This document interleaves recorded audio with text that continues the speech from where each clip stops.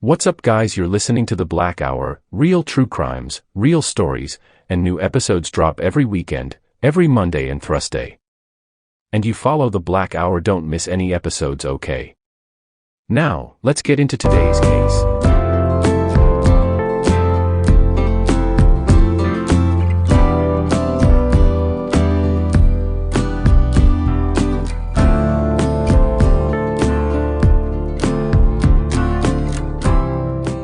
It was a stifling June night in 1977. In the stillness of Wichita, Kansas, the air hung thick with summer heat and something more sinister, a kind of dread that had settled over the city like fog. Inside her quiet home, Ruth Finley, a 47-year-old mother and longtime telephone company worker, was doing her best to stay calm. Just hours earlier, her husband Ed had collapsed in their backyard, clutching his chest. Now, he lay in a hospital bed, doctors still uncertain whether it was a heart attack or something worse. Alone in her home for the first time in years, Ruth turned on the radio to drown out her unease. But instead of comfort, she found fear. Wichita's airwaves buzzed with urgent updates on a terrifying figure, the BTK Strangler. A calculating serial killer who had murdered 7 people and left the entire city on edge. Ruth quickly changed the station to easy listening, hoping soft tunes could quiet the noise in her head. Then, the phone rang.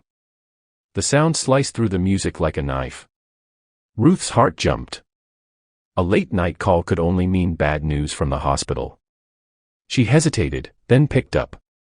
Hello. But it wasn't a doctor on the line. It wasn't even anyone she knew. Instead, a deep, unfamiliar male voice asked, "Is this Ruth Smock, from Fort Scott, Kansas?" The name hit her like a cold splash of water. Smock. Her maiden name. A name she hadn't used or heard in decades.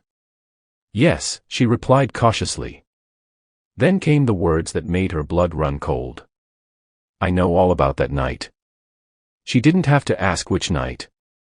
The voice continued, reciting something that hadn't been said out loud in over 30 years, a newspaper article, word for word. Branded on both thighs by a hot flat iron, apparently by a sex maniac, Ruth Smock, 16-year-old Fort Scott High School girl, was resting today at the home of her parents. Her breath caught. That wasn't a memory.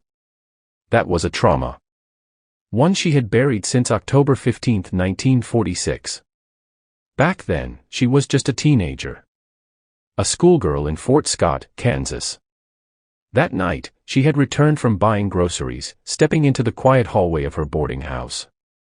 She had just let the screen door creak shut behind her when she felt someone grab her from behind. She screamed. A man, tall, wearing filthy overalls, reeking of sweat and rage, dragged her backward, tearing at her clothes. His hands were rough. He looked like he hadn't bathed in days. Ruth fought with every ounce of strength she had. She kicked, scratched, screamed louder, until neighbors came rushing and the men bolted into the night. But the damage was done. Both her thighs were burned. Branded. The scars never faded. And neither did the memory.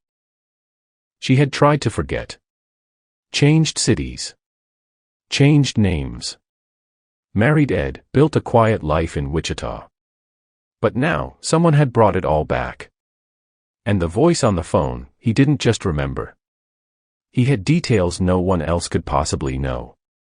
16-year-old Ruth Smock had just returned from the market in October 1946, her arms full of groceries, her thoughts on nothing more threatening than dinner. The hallway of her boarding house was still and quiet, until it wasn't. The screen door behind her creaked open. Then came the grip. 2 powerful arms wrapped around her. The smell of unwashed skin and old denim filled her nose. She struggled, wildly, trying to scream. Her attacker was older, much older, maybe in his 50s, wearing dirty overalls. A stranger. A predator. He tore at her clothes as Ruth thrashed, clawing and kicking with every ounce of fight in her. Then, with a sharp surge of courage, she went for his eyes, jabbing both her thumbs deep into his face. "I'll fix you so no one will look at you again," he growled, voice full of rage and hatred. And then, just like that, the air was gone.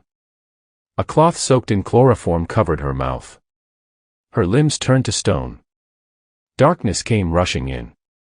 Before she passed out, she saw it. On the stove. A flat iron heating red hot. Waiting. When Ruth woke up hours later, she was broken. Her thighs were scorched, branded, a grotesque calling card burned into her flesh. Scratches covered her face, arms, legs. The police called it the work of a sex maniac. The town whispered. The papers printed her name. And for years, she buried it. Until that humid night in 1977, when the past, quite literally, called her. The voice on the other end of the phone had asked if she still bore the mark. "Do you still wear your brand?" the caller asked. Ruth's voice cracked. "I don't know what you're talking about," she lied. But he wasn't buying it. He told her he worked for a construction crew tearing down old homes in Fort Scott. While removing drywall, they found yellowed newspapers stuffed inside the walls for insulation. One of them was about her, about that night. And then came the threat. "If you don't pay me," the men said coldly, "I'll make sure the whole world knows what happened to you. I know where you work." Ruth slammed the phone down. Her whole body was shaking. The room spun. She crawled into bed and passed into a deep, dreamless sleep for 10 hours. Her mind shut down, as if trying to retreat from something too big, too terrifying to face. Back at the hospital, Ed was stabilizing. It wasn't a heart attack after all, just a complication from an old car accident. He'd be okay. But Ruth wasn't. Every night alone in that house stretched longer than the last. She slept in bursts, her ears tuned to every creak, every gust of wind. She kept expecting the phone to ring again. But it didn't. Days passed. Then a week. Ed came home. And Ruth, brave, traumatized Ruth, tried to move on. She cooked. Cleaned. Went back to work. And did everything she could to pretend like that voice on the phone had just been a ghost. But ghosts don't need phones. And this one wasn't finished up. By late summer of 1977, the fear had started to seep into the corners of Ruth Finley's everyday life. She had tried to move on, pretending, almost convincing herself, that the strange phone calls and the night she was followed were just random events. But trauma has a strange way of waiting patiently, just under the surface. And that summer, it made itself known again, this time, at work. Ruth was at her desk in the quiet offices of Southwestern Bell Telephone Company, where she worked as a secretary. Her fingers moved mindlessly across the typewriter keys when a coworker casually dropped a plain envelope on her desk. No postage. No return address. Just her name, Ruth, scrawled hastily in shaky handwriting. That alone gave her pause. But what was inside made her blood run cold. Inside was an old, yellowed newspaper clipping.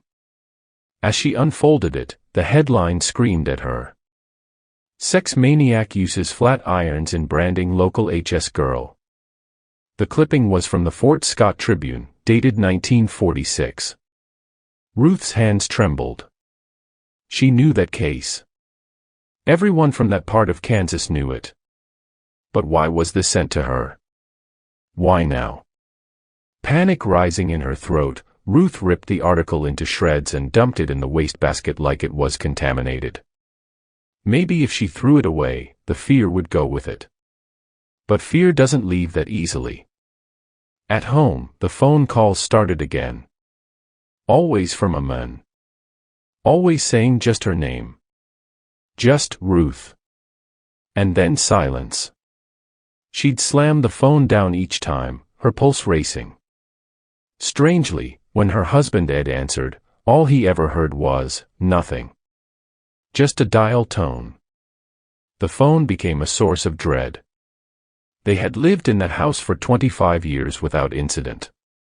Now it felt like a trap. each ring like the tick of a time bomb. But still, Ruth didn't tell many people. Neither did Ed. They weren't the kind of people to cause a fuss. Ruth and Ed Finley had been raised during the Great Depression. Both of them were children of farmers, raised in small, rural Kansas towns where suffering was a given and emotions were buried like bones. In their world, survival meant silence. There were rules you followed. You didn't cry. You didn't complain. And you never, ever brought shame to the family name.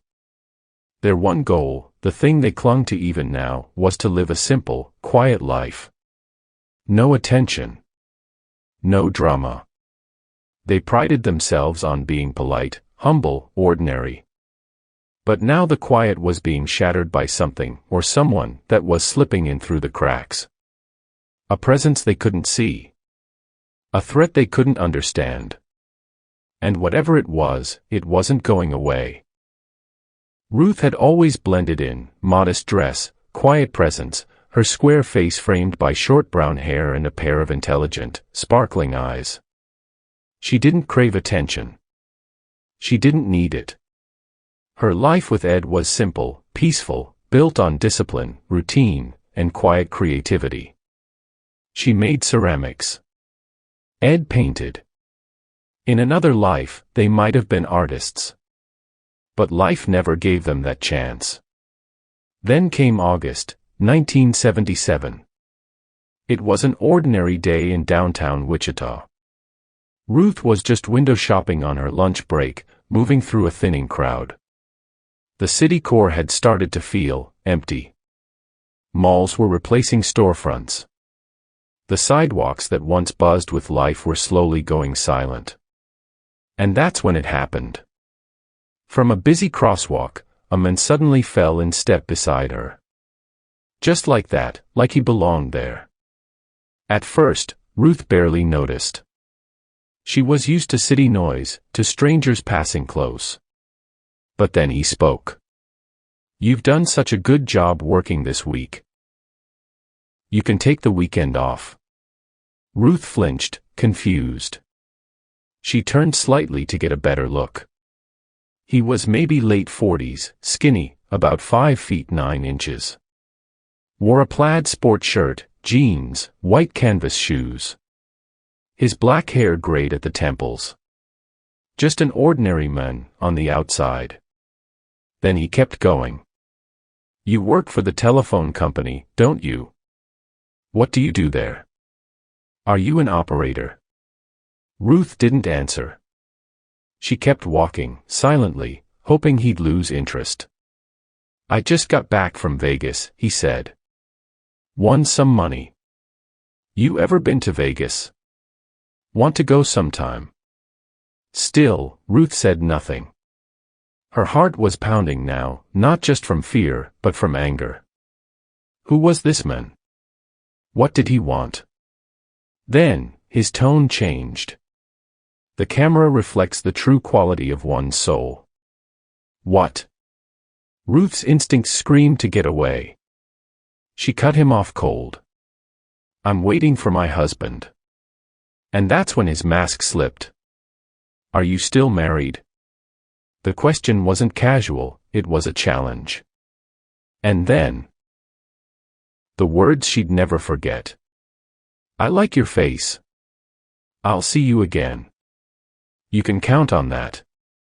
Some people's fantasies are other people's nightmares. Ruth got out of there fast.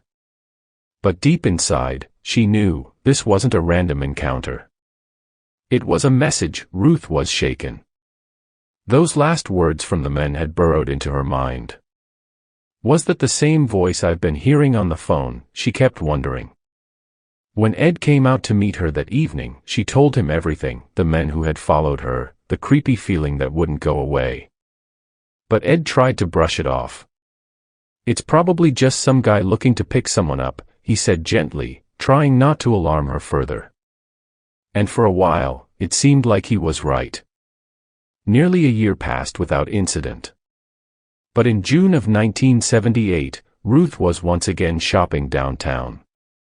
She was walking past an alleyway between stores when suddenly, someone grabbed her wrist. It was him. The same man from last summer. "Ruth. Get back here, you stupid bitch, and talk to me," he shouted. Ruth yanked her arm free and ran. She didn't look back. She dashed across the street, through the glass doors of Macy's, and rode the escalator all the way to the 5th floor before she could finally catch her breath. Still shaking, she called Ed and asked him to come get her. Now. When Ed arrived, Ruth told him about the assault. And, for the first time, she also admitted to the phone calls she'd been receiving for months. Ed was stunned and furious. He said they needed to report this to the police immediately. He filed a report. But nothing happened. The police never followed up. And then, things got worse. That October, Ruth received a plain envelope in the mail. Her name was scrawled across the front in tall black letters. She sat at the kitchen table, sipping coffee, her hands trembling as she opened it. Inside was just one sheet of paper. The top of it read, crudely, "Fuck you. Fuck the police. Fuck the telephone company." Below that, a threat. "Give me money, or you will be hurt." Ruth stood up so quickly she knocked over her chair. She started pacing back and forth across the room, waiting anxiously for Ed to return home. When he arrived, she handed him the letter with shaking hands. Ed read it quietly, then looked up and said, "This is bad. We're going to the police again. Today." On November 6th, Ruth and Ed drove to Wichita Police Headquarters. They were directed to the Criminal Investigation Division on the 5th floor. There, they met Lieutenant Bernie Drowitzky, a grizzled, balding detective who had been with the force for over 3 decades. Now, cases like Ruth's normally wouldn't land on Drowitzky's desk. But there was one reason this case raised eyebrows. BTK. The infamous serial killer had been terrorizing Wichita for 3 years now, and he was known for sending taunting, threatening letters to both police and media. They couldn't take any chances. Ruth sat across from the detective and told him everything about the calls, the letters, and the men who had approached her not once, but twice on the street. She insisted she didn't have any enemies. She and Ed were quiet people. Their kids had moved out. They lived on a calm street. They were friendly with neighbors, never involved in anything dramatic. But Drowitzky wasn't convinced. He didn't say it out loud, but in his mind, Ruth's case didn't match the severity of what he was used to. The department was drowning in BTK leads and real violent crime. He listened, he nodded, but it was clear. Ruth's fear wasn't his priority. Not why ET.IT was the week before Thanksgiving, 1978. Wichita was cold, gray, and damp, the kind of day where the wind crawled under your coat no matter how tight you wrapped it. Ruth Finley was downtown on her lunch break, just trying to cross a few errands off her list. A few minutes in a greeting card shop. A quiet moment of normalcy. She wore a red blouse with tiny black flowers, a black jacket, and matching slacks. Simple, tidy, just like the life she and her husband Ed had always tried to build. But outside was chaos waiting. As Ruth stepped out onto North Market Street, the sidewalk slick beneath her shoes, she barely noticed the elderly woman walking far ahead. It was just another ordinary day, until it wasn't. A loud screech shattered the quiet. A beat-up, blue-green 1964 Chevrolet Bel Air roared up to the curb and stopped cold in front of her. Ruth didn't have time to react. Her stomach dropped. She knew that car. She knew that sound. And worse, she knew who was inside. Before she could even move, the driver's door flung open and he stepped out. The same man who had confronted her twice before. This time, he was wearing black-rimmed glasses, a worn jean jacket, and a bulky sweater underneath. His face looked calm, but his eyes told a different story. Ruth froze as he approached. And then he said it. "Do you have my money?" Before Ruth could answer, he kicked her, hard, in the shin. The pain made her legs buckle instantly. She doubled over, gasping, stunned, but the men didn't stop. He grabbed her roughly and shoved her into the back seat of his filthy car, filled with random junk and torn upholstery. She hit the seat hard. Then the door slammed shut. No one saw it. No one stopped it. Not even the woman walking ahead, too far, too late. And just like that, Ruth was gone. Ruth had been abducted in broad daylight. The man who grabbed her wasn't working alone. There was another man waiting in the car, a stranger with a brown paper bag wrapped around a bottle. The driver. Her attacker called him Buddy. Ruth's eyes darted around, desperate for a way out. But the door handle on her side was busted. The floor was a mess, a red gas can, chunks of concrete, chains, and rags were scattered at her feet.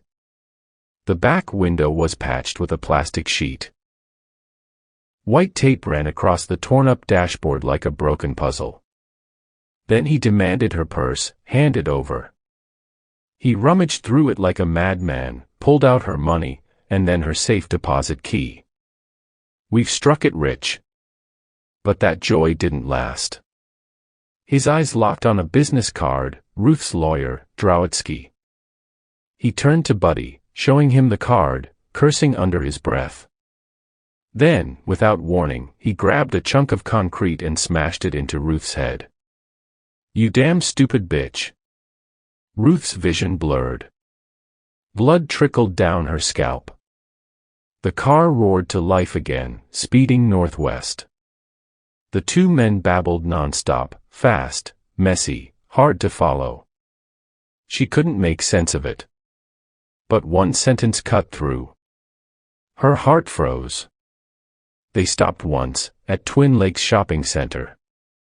Buddy went on about how Sears couldn't fix his car.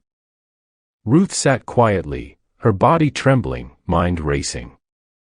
She remembered the mace hidden in her purse, but her hands were frozen with fear. Outside, the day darkened. Afternoon faded to dusk, and dusk fell into cold, empty night. The city lights flickered by in a blur of concrete and fear. Attacker. "You like beer? We'll grab some and have a party. I'll be real nice to you." It had been 4 hours. 4 hours of being trapped in that car. Finally, Ruth forced her voice to work. "Ruth. I have to pee."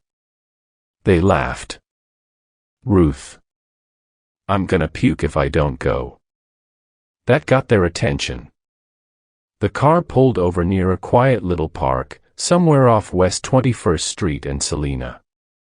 Before they let her out, they took her shoes and her sweater. So she wouldn't run. Attacker. This is gonna be fun. You watch me, I watch you. Sounds nice, right? He walked her down a path. The trees stood tall and empty. A lake shimmered nearby. Ruth's hand, shaking, slipped into her purse. Her fingers found the cold metal of the mace can. When they reached the water, he let go of her arm to unzip his fly. And that's when Ruth struck out. He dropped to the ground, choking. Ruth ran. Barefoot. Her lungs burning, heart pounding. She spotted a thick bush and dove behind it, curling into herself. Freezing. Terrified. Listening. Then, his voice again, calling out through the trees. Attacker. You'll freeze if we leave you here. Come get your shoes and coat. We won't bother you anymore. But Ruth didn't move. She stayed hidden in the dark, clutching her knees to her chest. And she waited, what Ruth didn't know was that the worst wasn't over yet. Stay tuned for part 8 of The Black Hour. And remember, some monsters don't hide under beds, they drive you around first. Though her feet had gone numb from the cold, Ruth stayed crouched in the dark for what felt like forever. Even after the man's shouts faded into silence, she didn't move. Not yet. Not until she was sure they were really gone. When the pain in her legs became unbearable, Ruth forced herself up and climbed to the top of a small hill. From there, she scanned the road. No sign of the men. No car. No headlights. Nothing. Had they finally left? She didn't wait to find out. Ruth bolted across the street and ran straight into a nearby liquor store. Out of breath, shaking, she gasped to the store owner. "Someone's after me."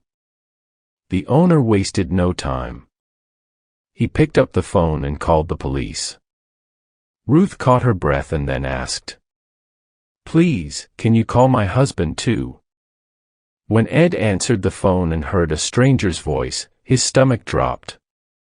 Panic rushed through him. "Let me talk to Ruth," he demanded. Ruth got on the line. She tried to sound calm, said she was safe now, that someone was helping her. But Ed could hear the fear in her voice. He knew something terrible had happened. By the time Ed arrived at the store 30 minutes later, Ruth was already gone, taken by police to headquarters for questioning. At the station, Ed found her hunched in a chair, her eyes red from crying, her hand still gripping the mace spray. But she tried to stay composed. Ruth had grown up believing that tears were useless. Her mother had drilled that into her. Still, her voice trembled as Lieutenant Drowitzky explained what happened. The men had stolen her $315 paycheck. And a U.S. savings bond worth $100.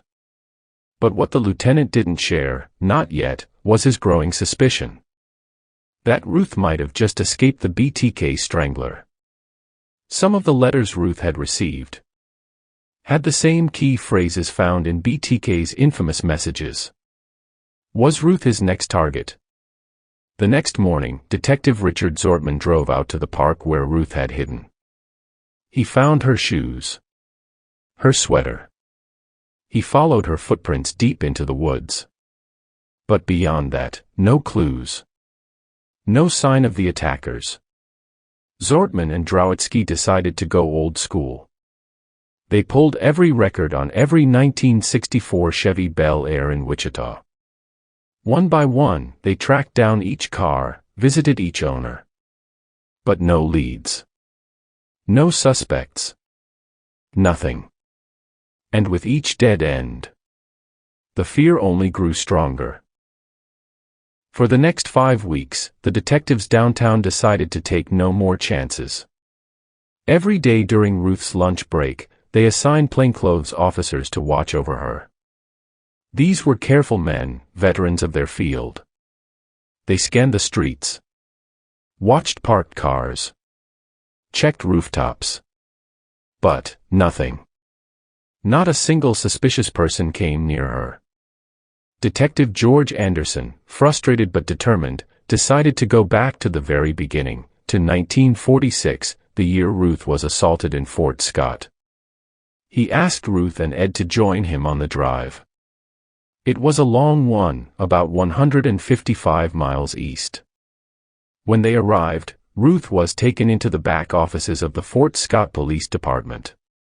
There, they pulled out the old mugshot books, thick, heavy binders filled with the faces of men arrested in that region over decades. Ruth flipped through every page. Eyes scanning. Heart pounding. Looking for the monster from her past. But nothing. Later that month, Anderson made the trip to Fort Scott again. This time alone. Still no leads. No names. No face to match the voice that haunted Ruth's phone line. Desperate to draw this man out, Lieutenant Drowatsky tried something different. He went on air. The talk show was hosted on KEYN radio. During the broadcast, Drowatsky recounted Ruth's disturbing story, carefully but publicly.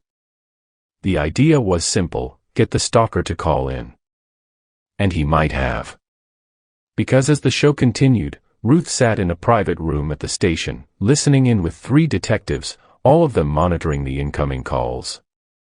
One by one, the phone lit up. Callers offered theories. Old neighbors gave names. Former classmates remembered odd rumors from high school. But none of them sounded like him. Meanwhile, Ruth's body was beginning to break down. The stress was relentless.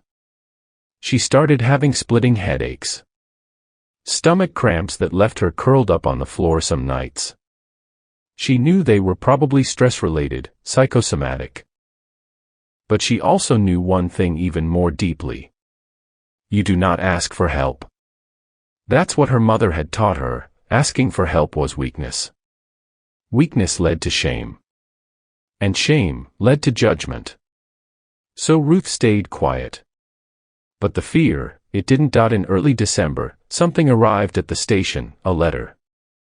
It was written by hand, in the same chaotic scrawl that Ruth had once seen on the envelope containing the newspaper clipping.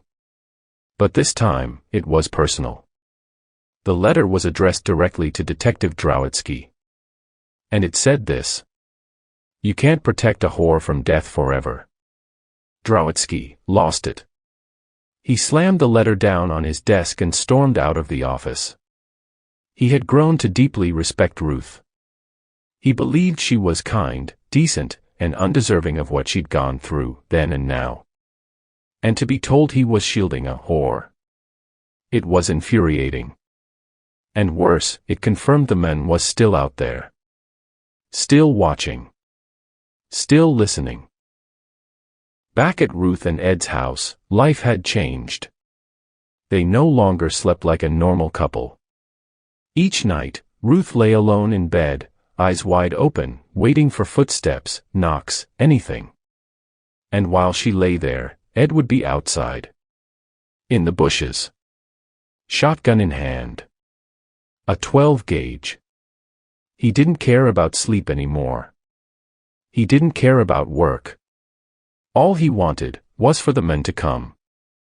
He wanted to see him. Just once. So he could end this. As the Kansas heat deepened and summer took full control, Ruth's life, already fraying at the edges, began unraveling even faster. The letters kept arriving. Week after week. Each one was twisted poetry, crude, violent, and deeply disturbing.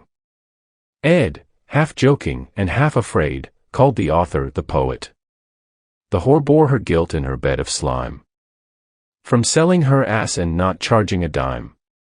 All bitches should keep their names and faces secret. The verses were grotesque, viciously sexual, enraged, and anonymous. Yet unmistakably personal. Then in July of 1979, the letters stopped. Just like that. Ruth and Ed dared to hope. Maybe the poet had finally moved on. Maybe their nightmare was over. They even started planning their usual summer getaway, a week at a dude ranch in Colorado. On August 13th, Ruth wanted to pick up a new pair of jeans for the trip. After work, she told Ed she'd head over to Dillard's at the Town East Mall. Ed hesitated. Something didn't sit right. But Ruth insisted she'd be fine. That evening, the sun had just slipped past the horizon as Ruth walked through the vast, dim parking lot. Her new jeans were in a shopping bag. The mall was mostly empty. The kind of silence that can make even the calmest heart beat faster. Then a voice cut through the quiet. "Hey Ruth, I didn't know you were gonna make this so easy." She froze. She knew that voice. She knew that face. It was him. The man who had abducted her 1 year earlier. She ran. But she didn't get far. Before she could reach her car, he caught up. grabbed her wrist, slammed her head against the Oldsmobile's window. "Get in," he growled. "We're going for a little drive, near August Airport Road. A place that says keep out." Then he tossed a brown paper bag into the back seat. Inside, clothesline, tape, a red bandana, and a half-empty bottle of wine. He was ready. Ruth fought. She broke free, tried to duck around the car, when the blade came. An 8-inch boning knife. Stab. Twice in the back. Once in the side. On the third stab, something unexpected happened. The knife stuck. Just stuck. And in that moment of confusion, Ruth made a break for it. She scrambled into the passenger seat, slammed the door, and rolled the window as fast as she could. But he reached in, trying to stop her. His hand got caught. When he pulled away, one thing was left behind, his brown cotton glove, still jammed in the window. Ruth sped off, barely conscious, barely alive. In her rearview mirror, she saw him standing there. Just watching. Like a ghost. Blood was soaking her seat. She was losing focus, drifting. At a red light, she glanced down, and that's when she saw it. The knife was still lodged in her left side. But she kept driving. Because somehow, even stabbed, even hunted, Ruth still had the will to survive. And this wasn't the end of her story. At the corner of Douglas and Rock Road, Ruth Finley saw a gas station and swerved into the driveway. She was bleeding, badly, but her instincts told her to get help. Shaky and in pain, she stumbled to the station's payphone and dialed the only police number she could recall, 268-4181. On the other end of the line, Captain Al Thimish, Lieutenant Drowatsky's superior, picked up the call. "I've been stabbed," Ruth told him, her voice weak but urgent. Thimish didn't ask for details, he didn't need to. "We're sending someone right now," he said. But Ruth couldn't wait. She was terrified the men who stabbed her might show up at the gas station. So, she hung up, forced herself back into her car, and drove home. Every second felt like forever. She kept checking her rearview mirror, sure she was being followed. Back at home, Ed was already outside, panicked after receiving Thimish's call. When Ruth pulled up to the curb, she could barely stay conscious. She opened the car door and nearly collapsed into his arms. She begged him to remove the knife from her side, but Ed couldn't risk it. He gently helped her into the passenger seat, jumped behind the wheel, and raced toward St. Joseph's Hospital. At the hospital, Lieutenant Drowatsky arrived just in time to see Ruth lying quietly on an emergency room bed. He asked what happened. Ruth simply lifted her body slightly, revealing the long knife still embedded in her side. Drowatsky let out a low whistle when he saw the size of the blade. Moments later, as he was speaking to a doctor, the knife slid out of Ruth's body and clattered onto the floor. Doctors quickly got to work. "Woman stabbed resisting abduction," read the Wichita Eagle-Beacon. The paper even printed a police sketch of the suspect and warned that he was extremely dangerous. Investigators confirmed he had also been sending letters to another woman in the Wichita area. Ruth stayed in the hospital for 9 days. But just a day after her release, something terrifying happened. A nurse reported that a man matching the attacker's description had come by the nurse's station, asking about Ruth. Lieutenant Drowatsky was sure this had to be the men they were after. For the next 48 hours, he stayed at the Finleys' home, watching and waiting, but the men never returned. The Finleys had already survived something unthinkable. But whoever this man was, he wasn't finished yet. Because even with a police sketch, news headlines, and a near-fatal stabbing, he still hadn't been caught. So guys, that was part 1. Part 2 drops next Monday, July 28th at 4:30 a.m., so be ready. If you enjoyed this episode, don't forget to leave a rating and let me know what you think. And hey, make sure to follow the podcast so you don't miss what's coming next. Alright, I'll see you Monday. Keep it the Black Hour, and thanks for listening. Bye guys.